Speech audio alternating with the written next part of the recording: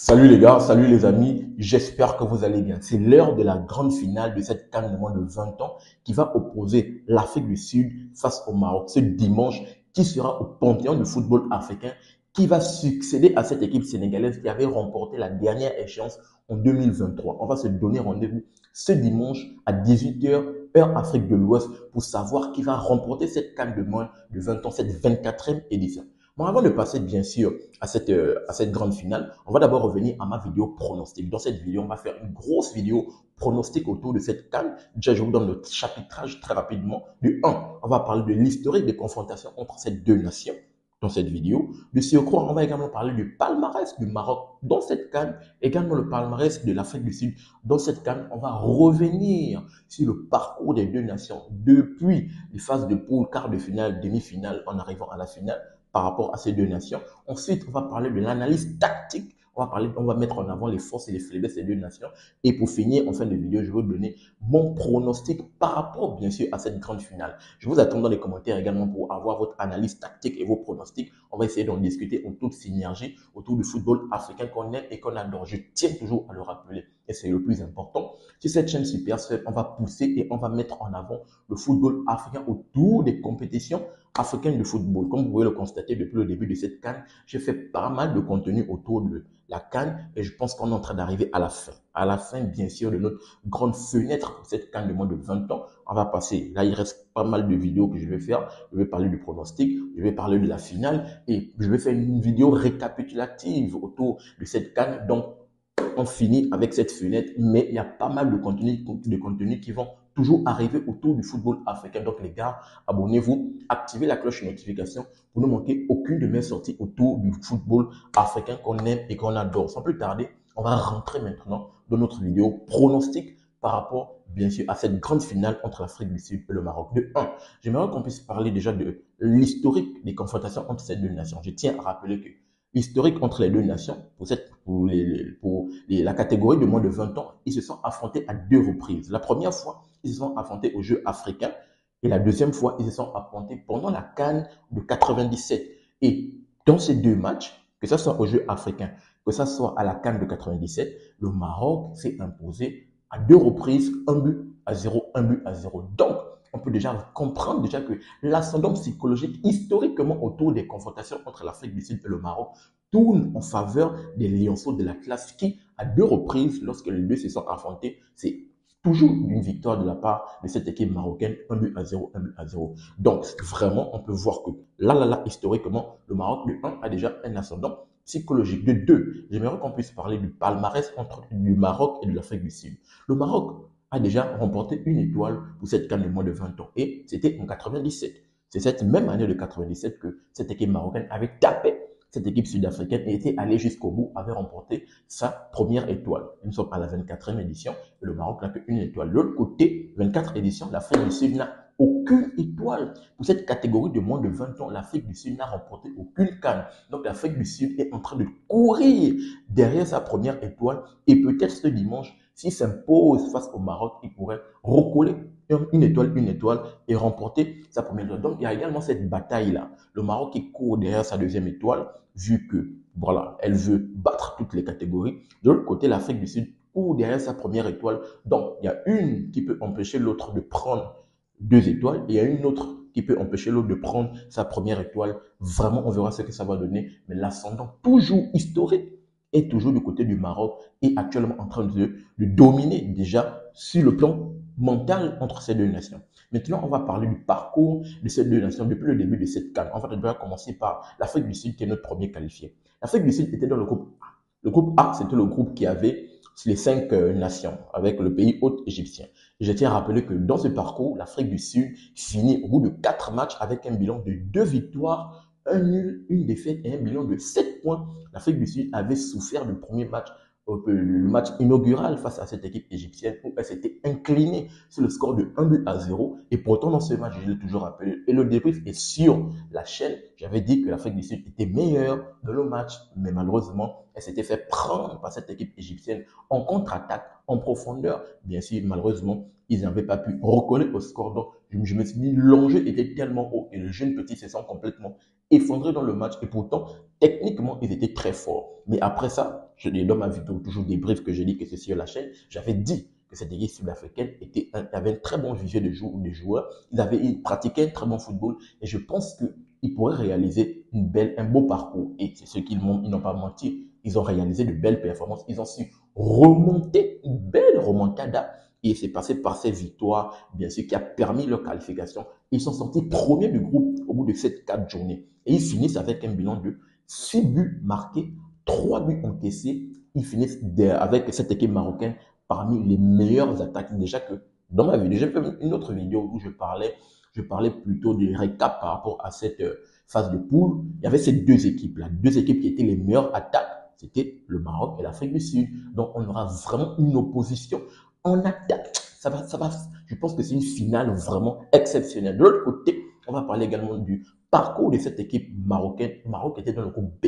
Le Maroc était avec le Kenya, le Nigeria et la Tunisie. Donc, on peut voir que dans le groupe B, le Maroc également est à 7 points. Le Maroc finit avec un 7 points. Bilan de 2 victoires, un match nul. Le match nul, c'était face au Nigeria et un bilan de 6 buts marqués, 3 buts encaissés. Mais le Maroc, jusqu'à la fin, finit meilleure attaque pour la simple et bonne raison qu'en moins de matchs joués, cette équipe marocaine, bien sûr, a pu mettre plus de buts que cette équipe sud-africaine qui en a marqué plus le même nombre de buts, mais en plus de matchs joués. Donc, le Maroc, actuellement, c'est la meilleure attaque, même si statistiquement, ils ont le même nombre de buts, 6 buts marqués, 6 buts marqués, et le même nombre de buts encaissés, 3 buts encaissés, 3 buts encaissés. Donc, on peut voir que du côté du Maroc, elle est la meilleure attaque parce qu'en moins de matchs joués, elle a pu mettre 6 buts. L'Afrique du Sud est la meilleure défense parce qu'en plus de matchs joués, ils ont encaissé 3 buts, donc le même nombre de buts. Est-ce que vous comprenez un peu le style là? Donc, l'Afrique du Sud montre de belles choses statistiquement. En plus de matchs joués, on encaisse le même nombre de buts que le Maroc, mais on est meilleur.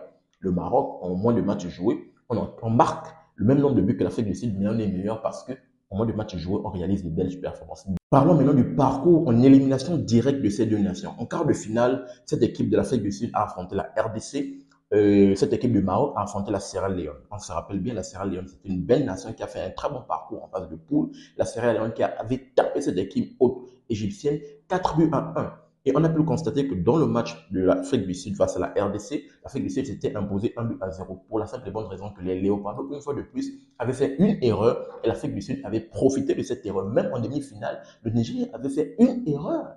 Donc, on peut voir que la qualification de l'Afrique du Sud arrive en finale, profite des erreurs, bien sûr, de leur adversaire. Mais ces erreurs-là, il faut aller les chercher. Il faut provoquer ces erreurs. Et de un, il faut les provoquer. De deux, il faut les concrétiser. Et cette équipe sud-africaine, bien sûr, est très réaliste. Tu fais une erreur, elle en profite, elle concrétise, elle te fait mal. Donc, un signal d'alerte à cette équipe marocaine. De l'autre côté, le Maroc également a profité de la faiblesse également et de la fatigue de certains de ses adversaires. La Sierra Leone, comme je l'avais dit dans mon défi qui est défini de la chaîne, la Sierra Leone voulait vraiment pousser cette équipe marocaine dans leur dernier retranchement. Ils voulaient les pousser au tir au but parce que je pense qu'ils avaient un plan initial pour les tirs au but. Mais heureusement que le Maroc n'est pas tombé dans le piège. Le Maroc a su, dans les prolongations, première méthode de prolongation, mettre ce but pour donner leur ticket de qualification. En demi-finale, ils affrontent dans le derby de l'Afrique du Nord l'Égypte et ils tapent encore cette équipe égyptienne. Ils profitent une fois de plus parce que c'est le terrain quand même,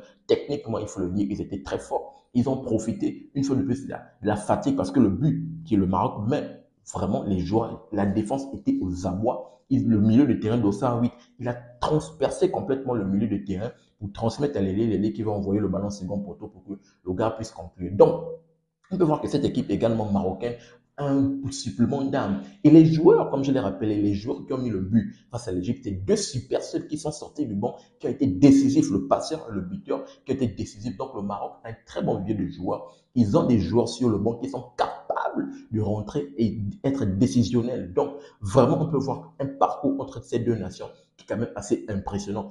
Que ça soit tant dans les phases de poule, mais également dans les éliminations directes, quart de finale, demi-finale, pour se hisser en finale. Donc, on va assister vraiment à une finale grandiose entre ces deux nations, d'où on va arriver à notre analyse tactique. On va parler des forces et des faiblesses de ces deux nations. Et j'avais même déjà commencé à mettre en avant. Déjà de 1, on peut déjà le dire, ces deux nations, bien sûr, offensivement, sont très forts. Ils ont marqué 6 buts. 6 buts, je l'ai rappelé. bien sûr, donc, quand je parlais du but au moins de match joué, ils ont marqué 6 buts, 6 buts. Donc, on peut dire qu'offensivement, ces deux nations, quand même, montrent de belles choses. Ils ont encaissé le même nombre de buts, 3 buts, 3 buts. Maintenant, tout va se jouer également sur le terrain. On peut voir que l'équipe sud-africaine, techniquement, ils sont quand même très forts. Ils ont des joueurs qui sont très forts, qui réalisent un très bon football. Ils ont la capacité de garder le ballon. Ils ont la capacité de faire circuler le ballon, d'avoir des circuits de passes assez intéressants, de jouer très fort. De l'autre côté, le Maroc également, c'est la même chose. Techniquement, ils sont très forts. Capacité de garder le ballon avec des circuits de passes assez intéressants, de jouer en transition, de jouer pas mal de façons.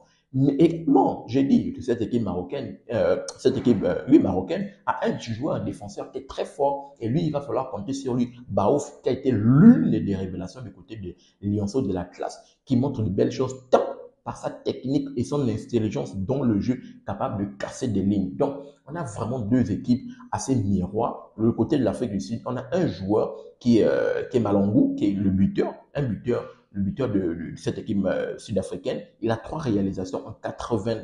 Bon, là, c'est vrai que le dernier match, il était titulaire, mais en moins de temps joué, il a marqué 3 buts. C'est juste exceptionnel pour le petit sud-africain. Donc, on va assister à deux équipes quand même assez miroirs, une opposition de style qui se valent, mais je pense qu'on ne va pas assister vraiment à un match assez, on va dire quoi, spectaculaire où les gars vont arriver beaucoup de buts. Non, je pense que ça serait un match assez serré, un match qui va se jouer dans les prolongations, pour moi, c'est ce que je vois.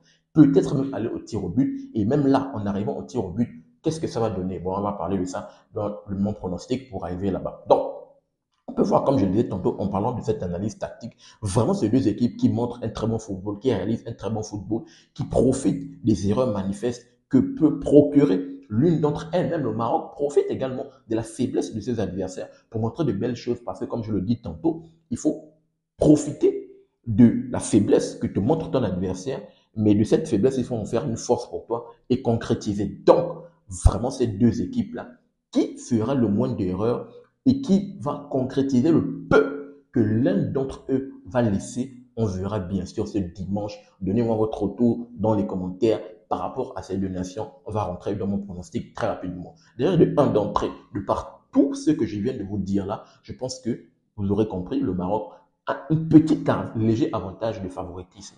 Je pense que déjà, si j'estime ça, on pronostic en termes de pourcentage, je pense que c'est 51% de chance pour le Maroc, 49% de chance pour l'Afrique du Sud. C'est vraiment, vraiment, je dis vraiment, vraiment, vraiment serré. Je pense que c'est vraiment, vraiment serré de la part de ces deux équipes, parce que comme je l'ai rappelé, c'est deux équipes miroirs qui ont fait un parcours exceptionnel et on verra ce que ça va donner. L'une a déjà perdu, connaît déjà le goût de la défaite dans cette CAN. De l'autre côté, le Maroc n'a pas encore perdu et montre de belles choses. Est-ce que l'Afrique du Sud va titiller cette équipe marocaine? On verra ce que ça va donner. Rentrant, comme je l'avais déjà annoncé, je pense que ce match va être vraiment serré. Je ne vois pas de victoire au bout du temps réglementaire. Je vois un match qui va se jouer en prolongation, voire même au tir au but. Je pense que cette décision peut aller au tir au but, mais je n'ai pas encore vu les deux gardiens dans une séance de tir au but, voire qui est le plus décisif. On verra ce que ça va donner dans ce match assez important. Mais vraiment, je partirai sur une décision qui va se jouer au tir au but. Et comme vous le savez, une décision qui se joue au tir au but, on a du mal à pronostiquer parce qu'il faut savoir que le tir au but, c'est la qualité technique, mais également la force de votre gardien qui est capable de vous arrêter les tirs. Donc, voici mon pronostic.